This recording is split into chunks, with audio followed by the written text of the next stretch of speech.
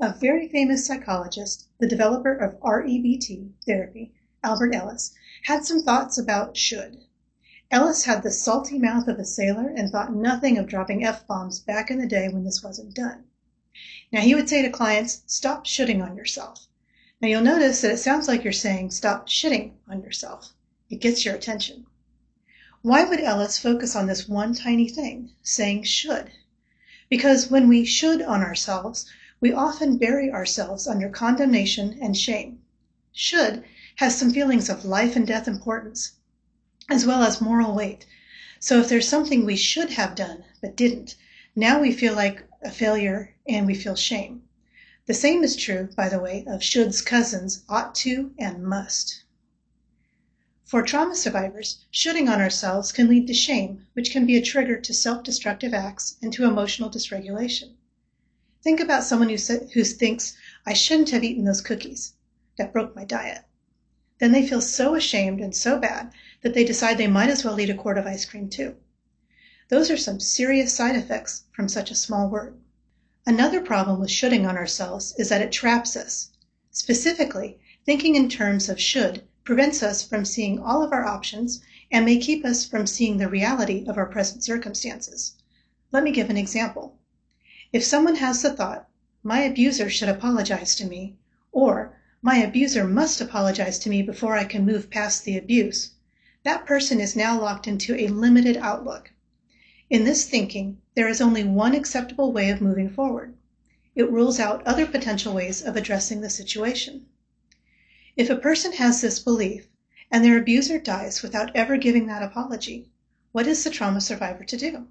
They now have no way to move forward and heal, according to this mindset. Additionally, a lot of our energy gets hijacked when we're in should thinking. We can protest all we want that something should be different, but that doesn't actually change anything. So, shoulding on ourselves has at least 3 negative outcomes. 1, it can lead to shame, which then can lead to emotional dysregulation and self-destructive acts. 2, it can deplete our energy in unproductive ways. And 3, it traps us by limiting the possible options to only one acceptable option. And another way to say that is that it can keep us focused on only one way to see an issue. The fixes for shoulding on yourself are pretty simple, although remember that simple doesn't always mean easy. Ellis recommended using different language. Instead of saying, my abuser should apologize, Ellis would suggest you rephrase it to something like, it would be nice if. Another option would be to say something like, I would like, instead of should. Let's take a moment to apply this to a personal statement. If I think to myself, I should work out, but I don't actually exercise, then I have this feeling of moral failure. It's a yucky, heavy feeling that might cause me to get really down on myself, and then I'm so depressed, I don't have the energy to work out the next day. Now, let's try rewording it like Ellis suggested. It would be nice if I worked out. Yes, it really would. I would benefit from exercising. But if I don't follow through with the exercising, the stakes feel a lot lower. I don't have a sense of moral failure that then spirals into a deep depression. Do you see how this one small trick can help you be more emotionally regulated in your life?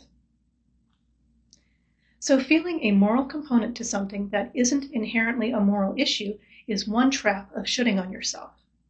Another is that shoulds can narrow the possibilities and lock you into suboptimal outcomes.